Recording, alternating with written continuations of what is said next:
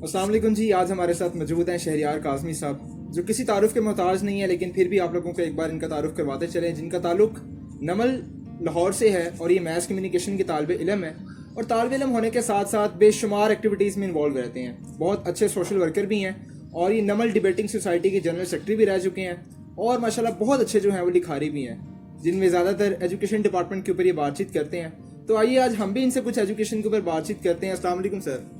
कैसे मिजाज हैं? ठीक ठाक है। अच्छा शहरियार साहब, जैसा कि आपको पता है कि एजुकेशन सिस्टम, हम भी स्टूडेंट हैं, आप भी, मैं भी स्टूडेंट हूँ, तो एज ए स्टूडेंट हम क्या ऑब्जर्व करते हैं यूनिवर्सिटीज़ के बारे में कि आज का जो तालिब इलम है वो यूनिवर्सिटीज़ के अंदर जाके भी इत्मीनान उसको नहीं नज़र आता, सेटिस्फाइड नहीं होता वो कुछ यूनिवर्सिटी की एक्टिविटीज़ से, यूनिवर्सिटी के स्टाफ से। तो इसकी क्या रीज़न हैं? मेरे ख्याल से जो इसकी रीज़न है ना वो ये है कि हमारा रास्ता जो है वो मुतय्यन नहीं होता है। जब हम यूनिवर्सिटीज़ के अंदर जाते हैं तो एक अफरा तफरी मची होती है। कॉलेज से जब हम निकलते हैं या स्कूल से हम निकलते हैं तो हमें बताया जाता है कि दो ही फील्ड्स हैं, इंजीनियरिंग कर लो, मेडिकल कर लो, डॉक्टर ही ना हो, या तो फिर आर्मी में चले जाओ, कमीशन हासिल कर लो फौज में, क्योंकि ये अच्छी चीज़ है। हम जो है देख रहे होते हैं कि हमारी लाइफ जो है वो किस चीज़ से सेट हो सकती है। तो जब हमारा ज़ाहिर बात है कि कंपटीशन बहुत ज़्यादा होगा और आप उस फील्ड में नहीं जा सकते हैं, तो आपके पास कोई सिमत नहीं रहती है और आप सिर्फ एक ऐसी गेंद बन जाते हैं जिसको बैट से हिट किया हुआ है और उसका कोई गोल नहीं है, कोई मकसद नहीं है, बिना मकसद ही मारा हुआ है। डायरेक्शन तो जब आपकी डायरेक्शन लेस होते हैं तो इसलिए फिर आप सेटिस्फाई नहीं हो सकते हैं। आपको पता नहीं होता कि आपने जाना कहाँ है, आपने करना क्या है, ठीक है। तो आप एक ज़हनी उलझन का शिकार होते हैं। कोई आपको बता देता है कि यार इसका स्कोप बहुत अच्छा है, ये फील्ड कर लो। तो इस वजह से जो है हमारे तलबा जो है वो ज़हनी कशमकश का शिकार हो जाते हैं। ठीक हो गया। अच्छा जी, नेक्स्ट क्वेश्चन इनसे करते हैं कि देखें, हम अक्सर में, मैं भी स्टूडेंट था, मैं जब एज अ स्टूडेंट मैं जब यूनिवर्सिटी में इनरोल होने लगा था तो मेरे माइंड में कुछ चीज़ें थी जो मैंने ऑब्जेक्टिव सेट किए हुए थे कि इस यूनिवर्सिटी में ये होगा तो मैं इस यहाँ पे मतलब अपनी डिग्री कंटिन्यू कर सकूँगा। तो हर बच्चे की ऑब्जेक्टिव यूनिवर्सिटी में जो एंटर होने से पहले वो क्या होने चाहिए? देखिए, ऑब्जेक्टिव यूनिवर्सिटी में एंटर होने से पहले सबसे पहले तो आपको सेल्फ असेस करना चाहिए कि मैं ज़िंदगी में क्या करना चाहता हूँ। यूनिवर्सिटी जो है समझ लें प्रोफेशनल लाइफ। आप यूनिवर्सिटी में 4 साल 6 साल जो भी पढ़ते हैं, अगले 40-50 साल आप उसी फील्ड से एसोसिएट रहते हैं कि आपकी ज़िंदगी का एक हिस्सा वो फील्ड बन जाती है। तो आपको पता होना चाहिए कि आपके अंदर क्या काबिलियत है, आप दिल से क्या करना चाहते हैं, ठीक है। हमारे यहाँ यूनिवर्सिटी सेट करने के मायारात जो है ना वो बहुत ही अजीबोगरीब बन गए हैं। तो यूनिवर्सिटी जो है वसी होनी चाहिए, पार्किंग एरिया होना चाहिए, ठीक है, बड़े बड़े लॉन होने चाहिए कि हम यूनिवर्सिटी में बैठें जाके शुगल मेला करें दोस्तों के साथ, ठीक है। यूनिवर्सिटी के अंदर हुसन ज़्यादा होना चाहिए, इस तरह की चीज़ें जो है उनकी तरफ आ गए। हालांकि यूनिवर्सिटी का म्यार ही होना चाहिए कि हम जो डिग्री करना चाहते हैं यूनिवर्सिटी हमें वो स्किल सिखा सकती है, क्या उसके पास वो सारे इक्विपमेंट्स हैं, उसका फैकल्टी स्टाफ कितना अच्छा है।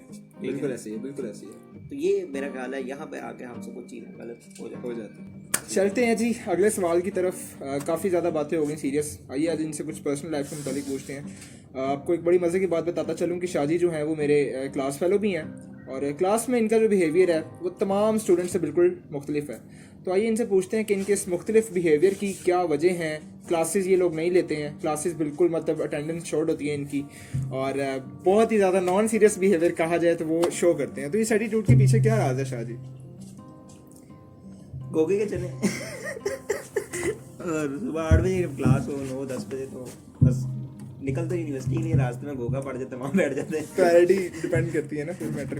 अरे नहीं, ये तो मजाक की बात है। वैसे ही मतलब अब आजकल तो माशाल्लाह मैं काफ़ी रेगुलर क्लासेस वगैरह प्रॉपर ले रहा हूँ। उसके अलावा मतलब एक वही आपने जो शुरू में बात की थी, डिससेटिस्फेक्शन जो है ना स्टूडेंट्स के अंदर पाई जाती है। तो मैं समझता हूँ क्लास जो है वो अपने ऑब्जेक्टिव जो है पूरे नहीं करती, तो 3 घंटे खुद पर जबर करने की बजाय थोड़ी सी तफरीह करने के लिए छोड़ देता हूँ क्लास। और इतनी क्लासेस मैं नहीं छोड़ता हूँ, अटेंडेंस फिर भी पूरी हो ही जाती है कहीं ना कहीं। ऐसे वो एक वाक़या आपको याद होगा कि आई थिंक हमारे मिड टर्म्स हो रहे थे। मिड टर्म्स के दौरान शाहजी मतलब अभी पेपर मिला है, और पेपर करने के मतलब हम सारे क्वेश्चन पेपर देके हैरान रह गए कि यार इतना मुश्किल पेपर और मतलब हम सब कैसे करेंगे।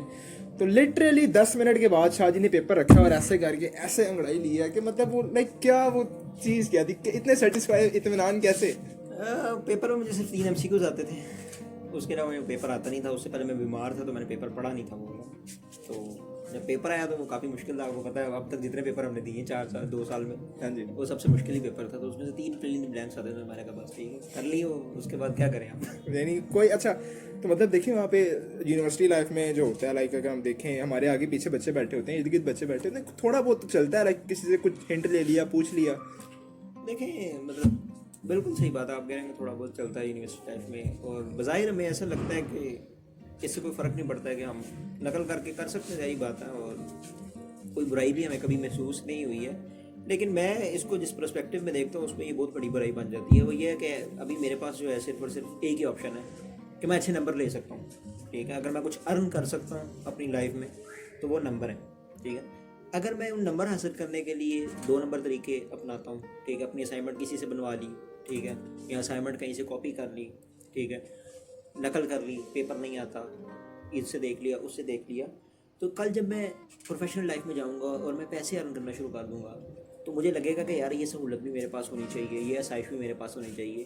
तो उसके लिए मैं छोटे छोटे गलत रास्ते अपनाऊंगा। असल में हम छोटी छोटी बुराइयों में पड़े होते हैं और हमें एहसास ही नहीं होता कि वो हमारी सहाय की बना रही है। तो मेरा ख्याल है करप्शन का आगाज़ जो है किसी भी शख्स की ज़िंदगी में वो उसकी स्टूडेंट लाइफ में होता है, जब वो इम्तिहानात में नंबर हासिल करने के लिए 2 नंबर तरीके इस्तेमाल करता है। तो इसलिए मैं समझता हूँ कि पेपर छोड़ के आना ज़्यादा बेहतर है उसकी निस्बत के मेरे नंबर आ जाएँ जिसमें पास हो जाऊँ। जिसके मुतालिक शादी मेरी रहनुमाई फरमाइएगा कि मैंने ये भी सुना है कि लाइक अगर हम स्टार्टिंग से स्टूडेंट लाइफ में इस तरह की छोटी मोटी चीटिंग वगैरह नकल करने का आगाज़ करें तो उस नकल के मतलब अदले बदले में हमें मार्क्स मिल जाएंगे, हम पास हो जाएंगे, उसकी डिग्री मिल जाएगी, डिग्री की बेस पे जॉब मिल जाएगी, जॉब से पैसा कमाएंगे, तो क्या वो पैसा भी हमारे लिए छोटे लेवल से करप्शन की गई हराम होगा? नहीं, इस पर तो अब बहुत ज़्यादा क्रिटिकल थिंकिंग चाहिए कि पैसा हराम होगा या नहीं होगा।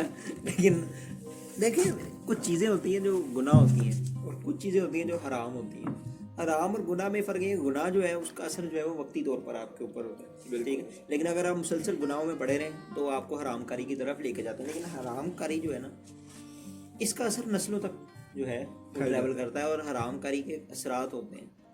और अगर हम चाहते हैं कि जिस तरह करप्शन हमारे मुल्क का एक बहुत बड़ा मसला है, ठीक है, हमारे वज़ीर आज़म साहब जो हैं इसके ऊपर घर जा चुके हैं और हम सब समझते हैं कि इमरान खान को हमने वोट इसलिए दिया कि वो करप्ट नहीं है। तो हम खुद भी अपनी ज़ात के अंदर कम अज़ कम इतने लायल हों, हम खुद करप्ट ना हो, हम खुद ये ना हो कि हम अब खुद एक वज़ीर आज़म हों और हम दूसरे वज़ीर आज़म को भी बुरा समझें। ये थोड़ा सा आउट ऑफ। अच्छा जी, लास्ट क्वेश्चन शादी से करते हैं। यूनिवर्सिटी में इनका जो एक सबसे अच्छा इंसिडेंट है, मतलब क्या रिमेंबर आपको बाद में याद दिलाएगी यूनिवर्सिटी की? कोई एक इंसिडेंट बता दें अपनी लाइफ। हाँ, इंसिडेंट जो मेरे लिए सबसे यादगार अभी तक है और मुझे उम्मीद है कि वही सबसे यादगार रहेगा। तो हम एक क्लास में लेट हो गए तकरीबन 10 मिनट, तो मैम ने हमें अलाउ नहीं किया क्लास में। फर्स्ट सेमेस्टर था हमारा, जुम्मे का दिन था, हफ्ता इतवार आपको पता है यूनिवर्सिटी से छुट्टी होती है। तो मैं था और फिर फैज़ी था मेरे साथ। अच्छा। तो हम कंप्यूटर लैब में जाके बैठ के वैसे ही बैठ के गुफ्तगू हमने शुरू कर दी। तो बैठते बैठते हमारा एक ज़हन बन गया कि यार मुल्तान के मज़ारात जो हैं हम देख के फिर के आते हैं। बस ज़हन बना तो हम इस पे तैयार भी हो गए और हमने उधर ही बैठे बैठे यूनिवर्सिटी के सिस्टम से ऑनलाइन टिकटें बुक करवाई। अच्छा। और रात की ट्रेन से हम मुल्तान चले गए और बड़ा यादगार टूर रहा। मौसम भी वहाँ पे बहुत अच्छा था, सारे मज़ारात मुल्तान में जितने थे वो सारे फिरे, ईद को वापस आ गए फिर क्लास में। अच्छा, तो यानी ये मैं समझता हूँ कि मतलब ब्लेसिंग इन डिस्गाइज। अच्छा शादी, रिलेशनशिप स्टेटस किसी को भी नहीं पता आपके बारे में, बताइएगा इस बारे में भी थोड़ा सा। नहीं, मैंने फेसबुक पे ऐसे लिखा हुआ है सिंगल। अच्छा, वो मैंने लिखा हुआ। देखिए रिलेशनशिप स्टेटस जो है इस उम्र में सिंगल ही होता तो ज़्यादा बेहतर है। वैसे भी पसंद आने की बात होती है, कोई पसंद नहीं आया कभी। अब ऐसी बातें बताई नहीं जा सकती, लेकिन नजर लग जाती है। होते हैं एक दो बच्चे यार क्लास में पसंद आ ही जाते हैं, लेकिन बच्चे बस यहीं पे पर्दा है, काट देना इसे। चाय शाय आप नहीं पियेंगे मतलब?